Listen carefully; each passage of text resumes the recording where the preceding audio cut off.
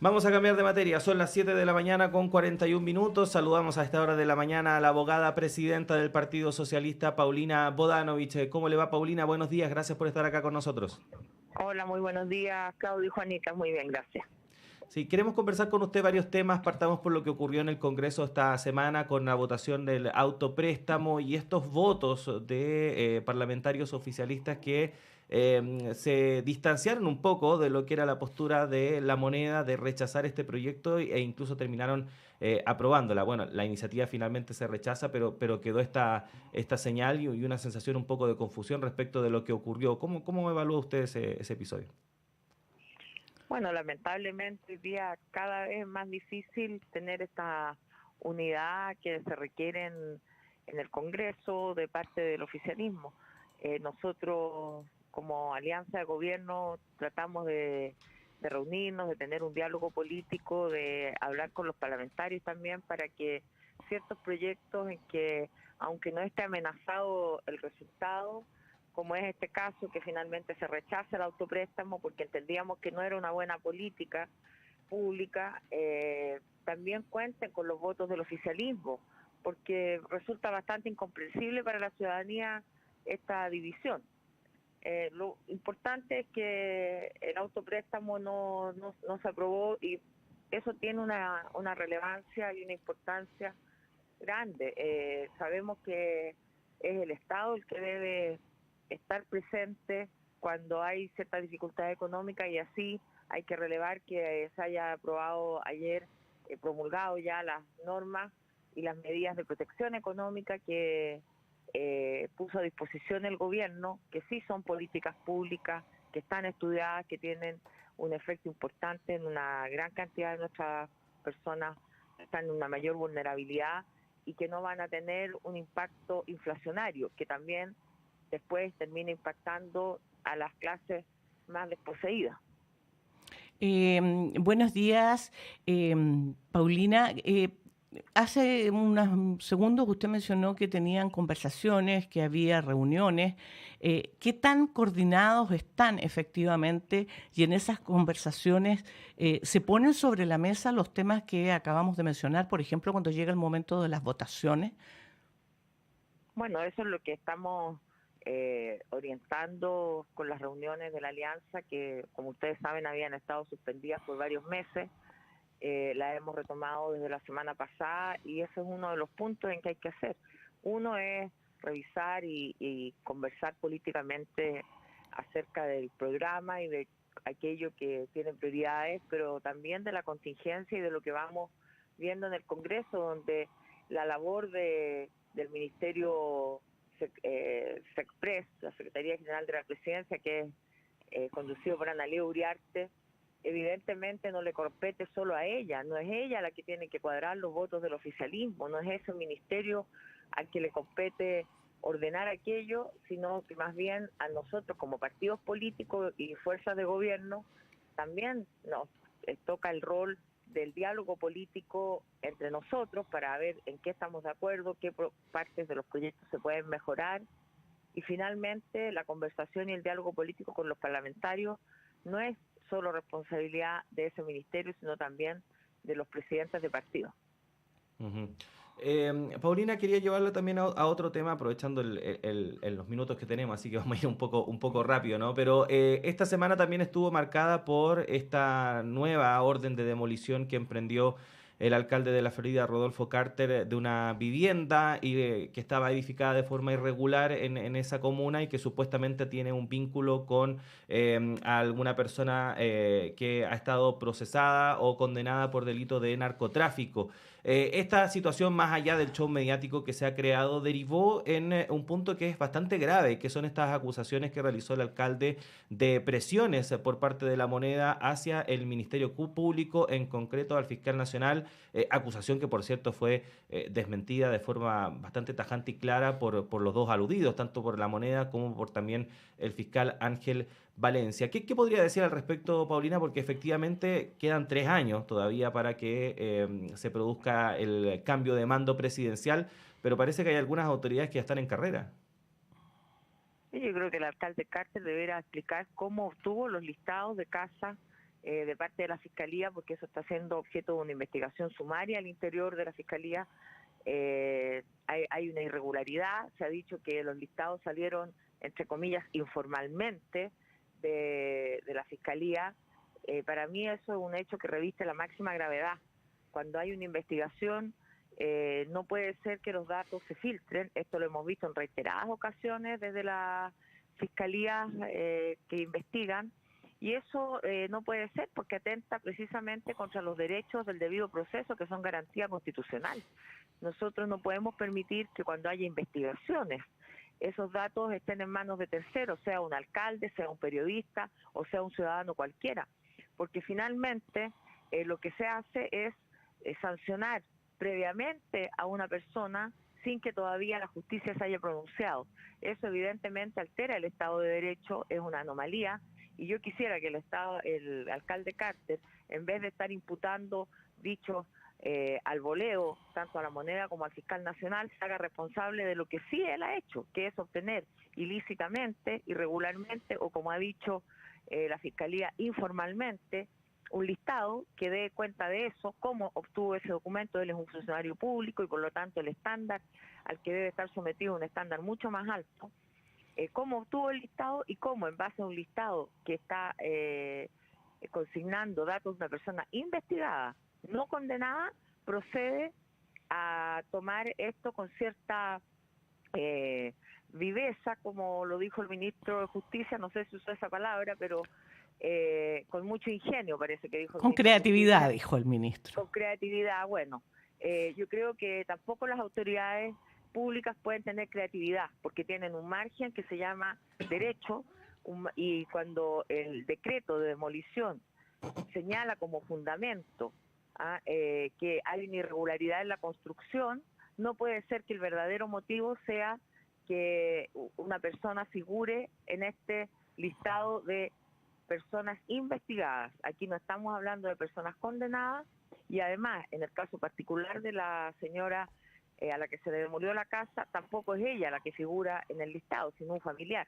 Por lo tanto, aquí se está sometiendo al escarnio público a la gente, se la está denostando en el barrio, se está haciendo justicia por propia mano, y es algo que yo, tanto como presidenta del Partido Socialista como abogada, rechazo tajantemente. No podemos aquí, sobre pretexto de estar haciendo justicia contra el narcotráfico, que no le corresponde al alcalde en ningún caso, y esto la Constitución señala que ninguna persona ni autoridad puede atribuirse otras facultades que la ley y la Constitución le permiten.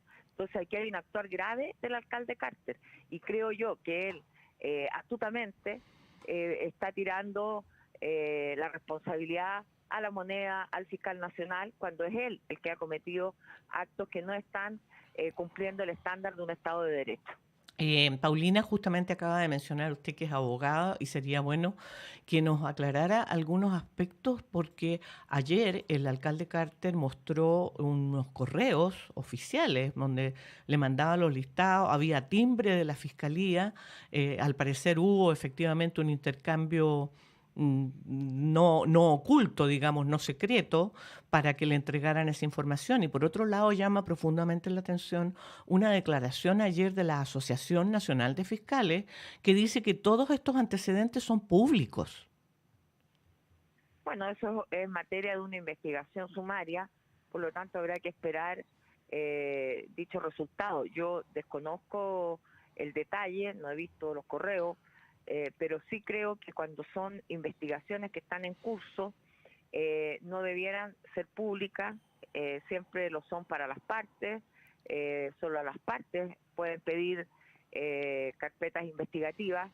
Yo misma en una causa que tengo me he demorado casi un año en que se me entregue copia, por lo tanto creo que a lo mejor hay alguna facilidad mayor para algunos que para otros, para quienes ejercemos el derecho como abogados. A veces no se nos hace tan fácil obtener, siendo parte y siendo patrocinantes en las causas, no se nos hace tan fácil obtener las copias.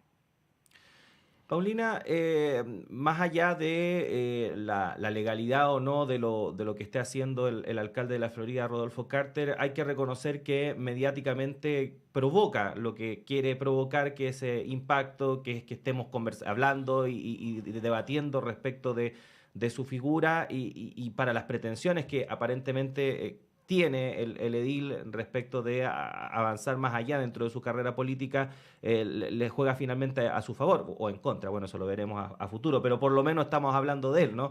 Y en ese sentido, ¿de qué forma se puede enfrentar este tipo de situaciones? Porque estamos también muy cerca de una elección muy, pero muy importante, que es la de los consejeros constitucionales, y finalmente que estemos hablando todo el tiempo de esto, se corre el riesgo de que votaciones que no tienen nada que ver con el tema terminen siendo una suerte de referéndum o O estén plebiscito contaminadas o por... contaminadas por temas que son importantes, pero que no son el kit, por así decirlo, de lo que finalmente se va a terminar votando ahí el mes de mayo. Ya estamos en plena campaña.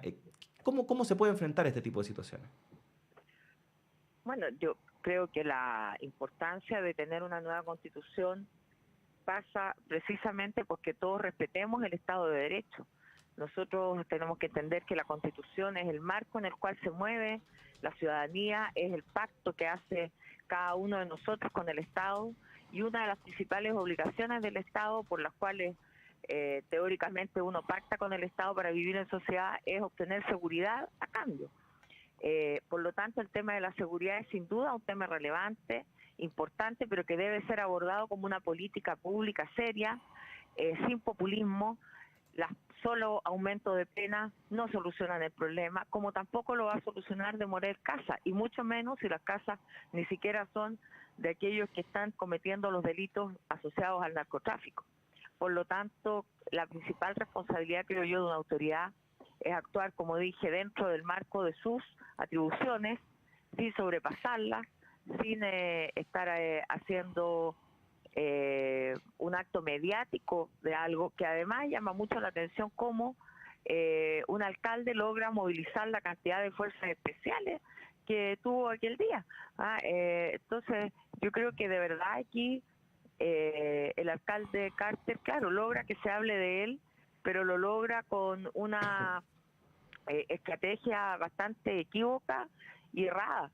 La doctora Cordero también logró que se hablara de ella ayer, en una actitud de revictimización de la senadora Campillay, de agresión. Nosotros como Partido Socialista hemos pedido a la Cámara de Diputados que pasen a la diputada a la Comisión de Ética, porque la verdad es que no podemos seguir aceptando que para figurar un minuto de televisión los diputados, los alcaldes hagan cualquier cosa.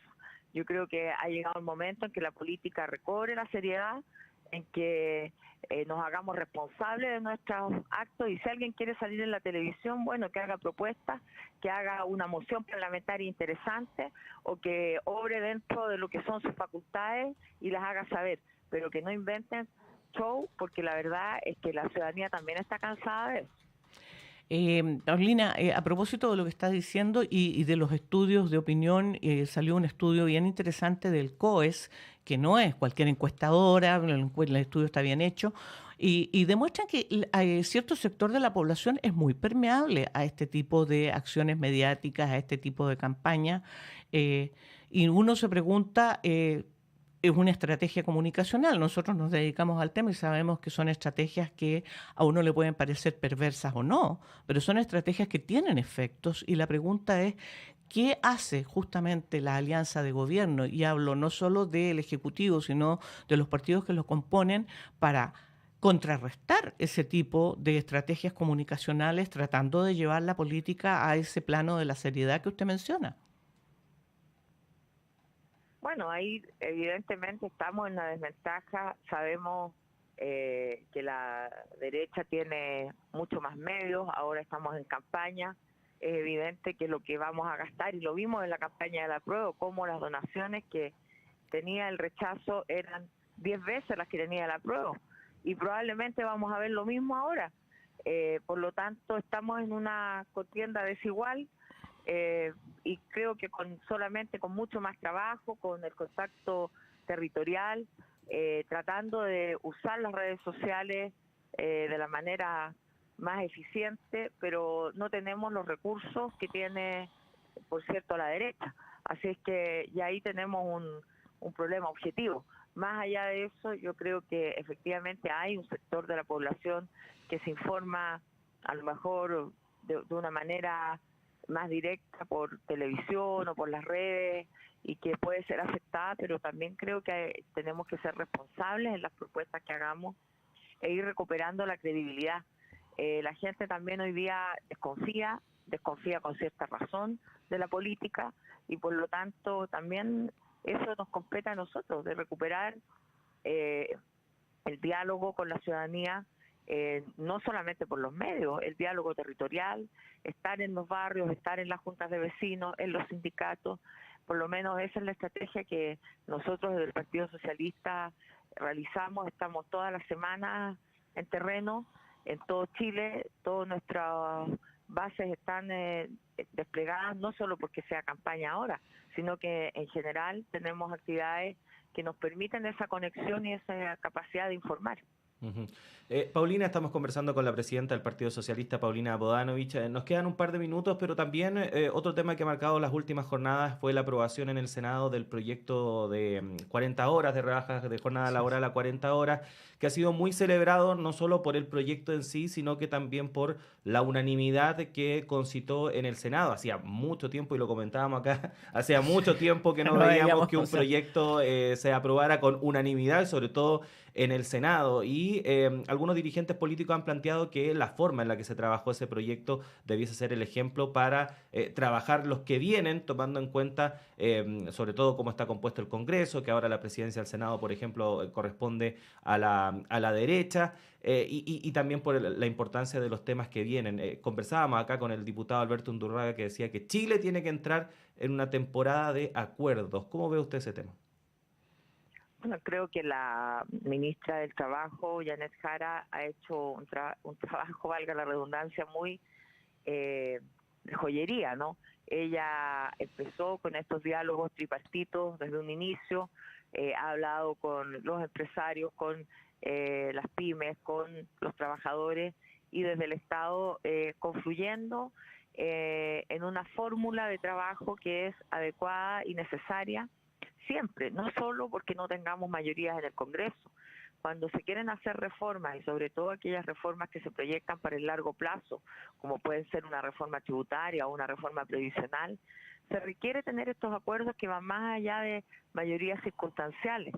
¿Por qué? Porque cuando cambia esa mayoría en un próximo periodo, tiende a haber una revisión y una regresión muchas veces de estos derechos que se establecen vía reforma.